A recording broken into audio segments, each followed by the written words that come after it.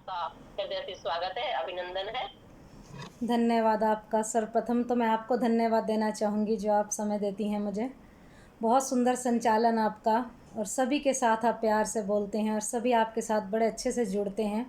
ये हम सभी का सौभाग्य है जो हमें इतनी दूर घर बैठे जयपुर तक जुड़ने का मौका मिला। और सभी आर्यजनों को मेरी सादर नमस्ते। बहुत मधुर भजन अभी हम ईश्वर भक्ति के सुन रहे थे। बहुत आनंदित भजन, सभी के आनंद आ रहा था और ऐसा लग रहा था कि ये जो हम आर्य समाज के संस्कार हैं, ये बातें हैं, हम अपने तक क्यों रखें, क्यों ना अपनी भावी पीढ़ी के लिए भी इनको जोड़ना शुरू करें। और यदि हम उनको बताते भी हैं कुछ संस्कारों की बातें, तो बच्चे सुनते ही नहीं हैं, वहाँ से भाग जाते हैं। तो बड़ा ही कई बार दुख होता है कि ये बातें हम जो सुन रहे हैं, क्या हमारा आगे कोई सुनने वाला होगा या नहीं। एक चिंता का विषय ये भी है। परंतु हम अपने थोड़े संस्कार प्रयास करें अपने बच्चों को देने के, आर्य समाज के विचार, कुछ अच्छे वेदों के प्रचार की बातें। आर्य बंधुओं, अक्सर लोग ये शिकायत करते हैं कि आज प्रायः यही शिकायत कि देश और संसार बिगड़ गया। परंतु क्यों बिगड़ा, इसके कारण पर लगभग कोई विचार नहीं कर रहा और उस कारण को कोई दूर नहीं कर रहा। इसका कारण ये है कि बच्चों को बचपन से ही अच्छे संस्कार नहीं दिए गए। जन्म से लेकर बच्चा 5 वर्ष तक छोटा होता है, वो समस्त समय, जो अपना अधिकांश समय है, अपनी माता के पास रहता है। और ऋषियों ने बड़ा सुंदर लिखा कि वही समय जो है उसको संस्कार देने का सबसे महत्वपूर्ण समय है। यदि संसार की माताएं अपने अन्य कार्यों से, जो नौकरी करती हैं या व्यापार करती हैं या कुछ मौज शौक आदि के लिए भी काम करती हैं, कुछ समय अपने बच्चों को संस्कार देने में कुछ अधिक परिश्रम करें, तो सब संसार का कल्याण होगा। जैसे संस्कार माता जीजाबाई ने वीर शिवाजी को दिए थे, ऐसे ही यदि सभी माताएं अपने बच्चों की देखभाल में पूरा समय देवें, उन्हें प्रेम पूर्वक अच्छे संस्कार देवें, उनके स्वास्थ्य के लिए, उनके भोजन के लिए उनका पूरा पूरा ध्यान रखें, तो इस बात में कोई संदेह नहीं कि वो बच्चे अच्छे बनेंगे। आज छोटेपन से लेकर आप देख रहे हैं बच्चे अपनी जिद करते हैं, ना कुछ कोई बात सुनकर राजी हैं बच्चे, और ना ही कोई हमारी बात मानते हैं। 5 वर्ष के बाद कहते हैं पिता का कर्तव्य है, अर्थात 5 वर्ष से 8 वर्ष या 10 वर्ष तक की आयु का, जिसमें पिता अपने बच्चों को अच्छे संस्कार देवें, उसके लिए प्रतिदिन आधा घंटा निकालें, उसे धार्मिक बनावें, स्वावलंबी बनावें।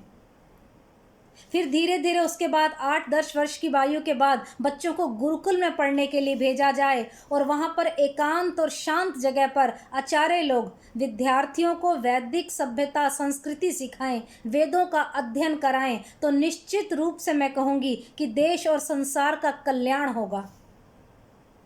प्राचीन काल में ऐसा ही होता था, तभी तो संसार के लोग अधिक सुखी थे।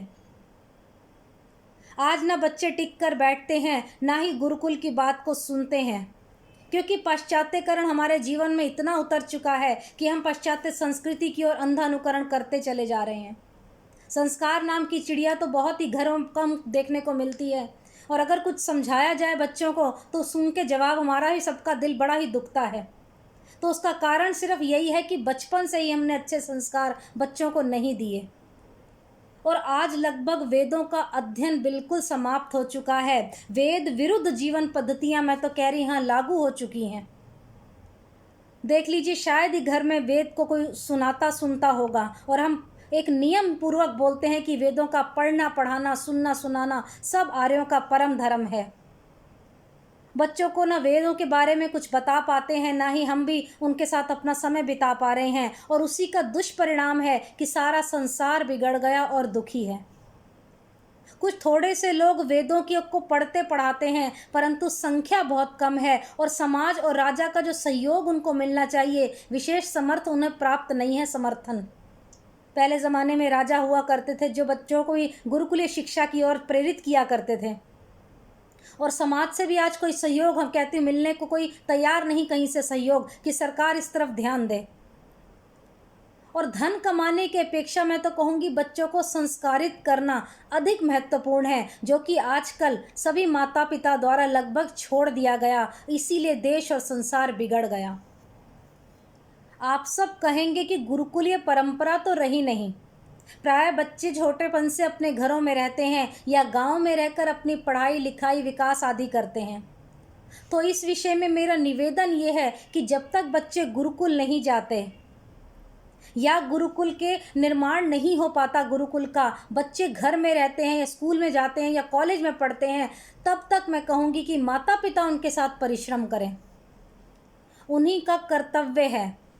माता पिता 3-4 साल की जो छोटी उम्र होती है वर्ष की, छोटेपन से गायत्री मंत्र उनको सिखाना शुरू करें, संध्या के मंत्र आदि हवन आदि सिखाएं, उनको अच्छी भाषा उनको सिखाएं, संस्कार सिखाएं, सभ्यता से व्यवहार करना सिखाएं, दूसरों का सम्मान करना सिखाएं।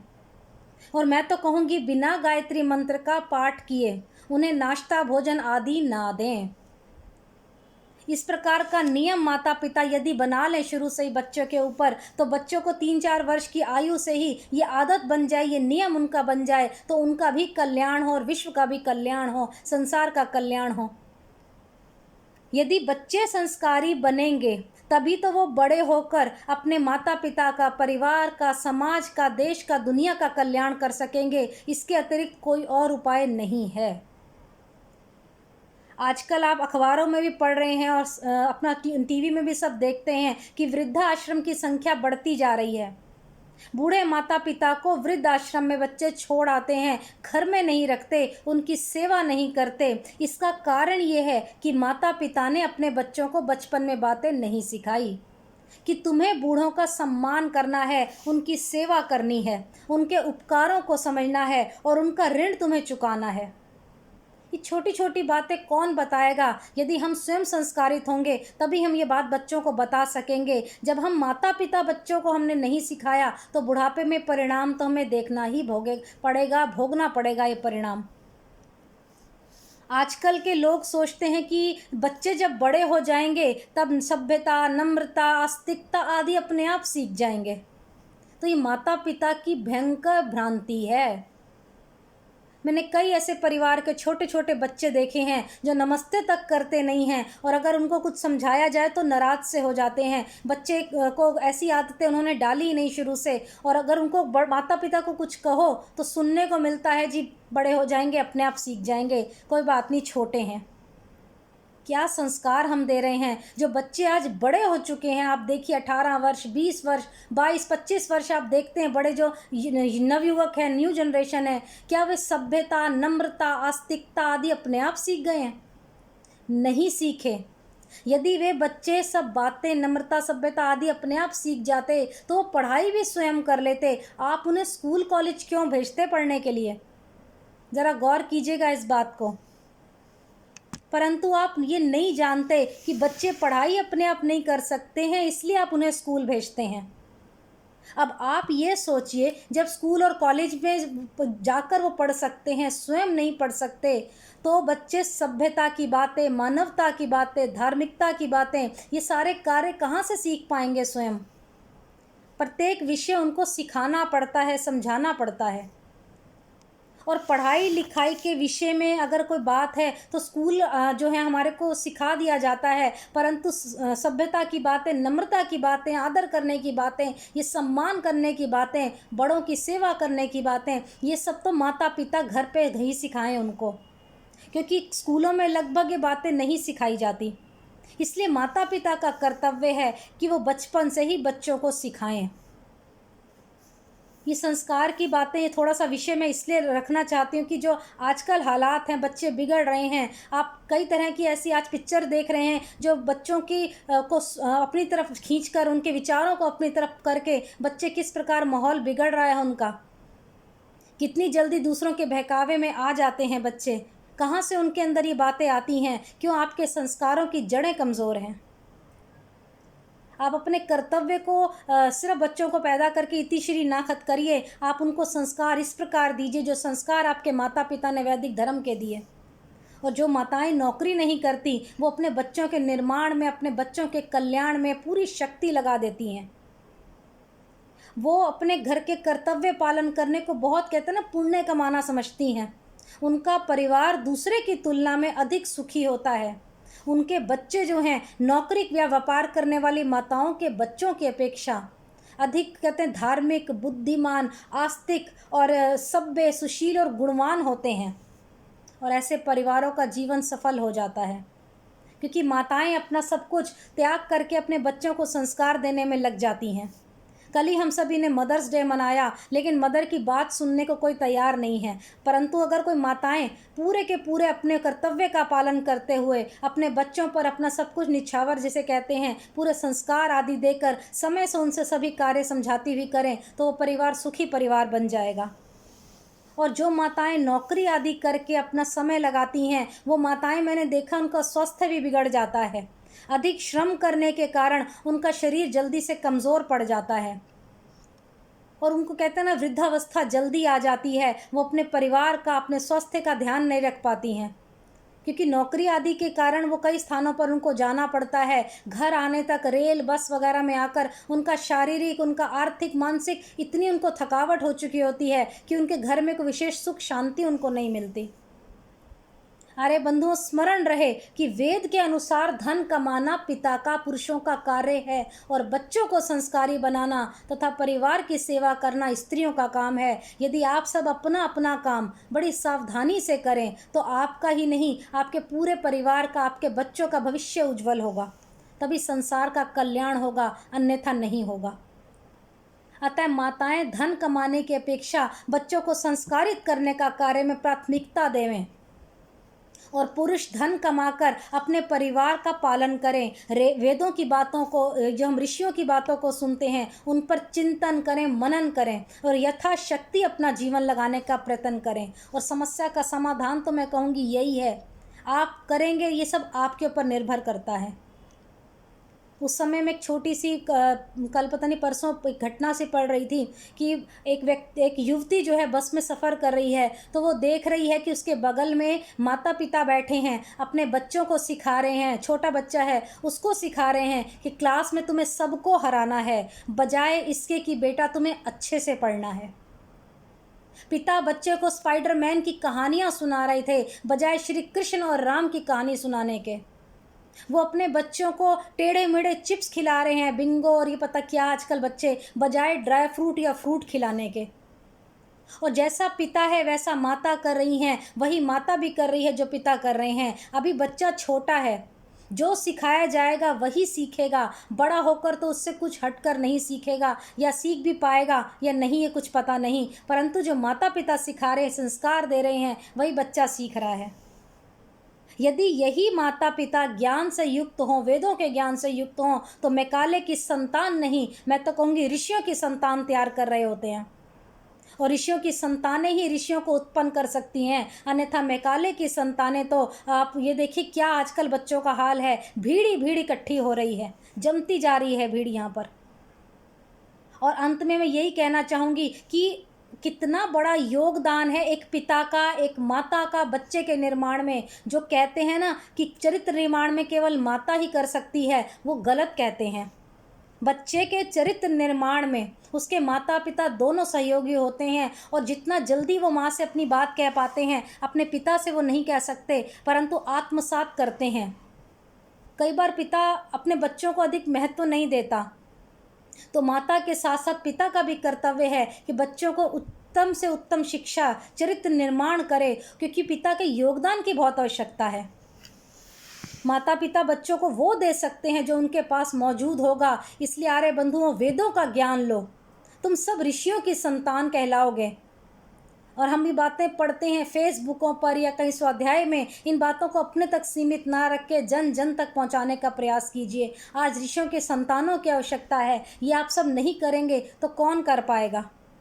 वास्तव में हमारी भूमि को, मातृभूमि को ऋषियों की, ऋषिकाओं की आवश्यकता है। तो उठो, अपने वेदों का ज्ञान स्वयं लो, संस्कारित करो अपने बच्चों को, स्वयं ऋषिका बनने का प्रयास करो, ऋषियों के, भारत के ऋषियों का निर्माण करने का प्रयास करो। अपने बच्चों को चरित्रवान, धैर्यवान, बलवान, बुद्धिवान, दयावान, राष्ट्र प्रेमी और समाज प्रेमी बनाना है तो मैं तो कहूँगी आप गुरुकुल में पढ़ाना शुरू कर दीजिए।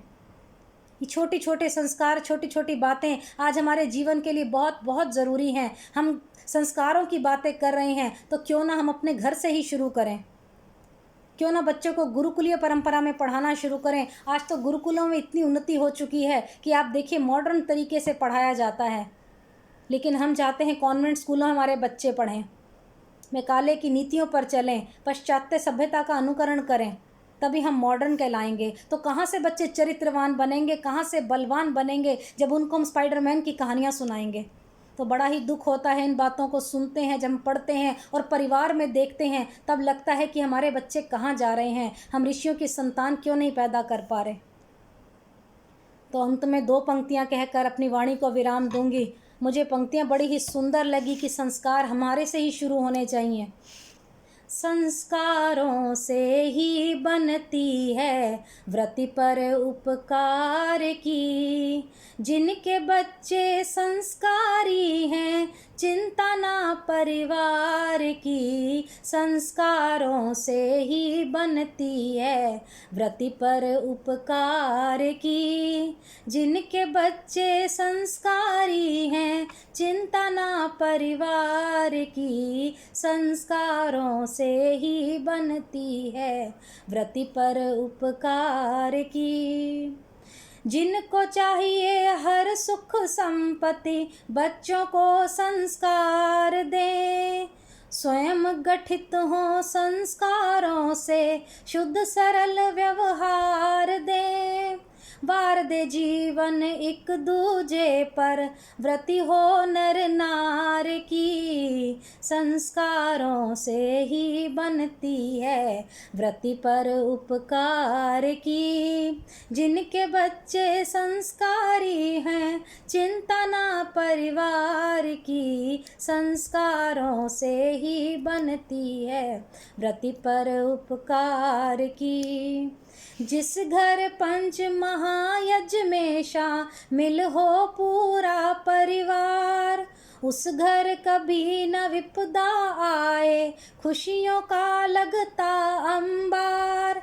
यह मेरा नहीं व्रति हो नर नार की। संस्कारों से ही बनती है व्रति पर उपकार की, जिनके बच्चे संस्कारी हैं चिंता ना परिवार की। संस्कारों से ही बनती है व्रति पर उपकार की। कह दे विमल अपने बच्चों संग दान यज्ञ के कार्य करो। गृह समाज राष्ट्र उन्नति इच्छुक संतति को तैयार करो। करो उन्नति सब नर नारी मिलकर के संसार की। संस्कारों से ही बनती है व्रति पर उपकार की, जिनके बच्चे संस्कारी हों चिंता ना परिवार की। संस्कारों से ही बनती है व्रति पर उपकार की, जिनके बच्चे संस्कारी हों चिंता ना परिवार की। बहुत बहुत धन्यवाद दीदी, समय देने के लिए बहुत बहुत धन्यवाद।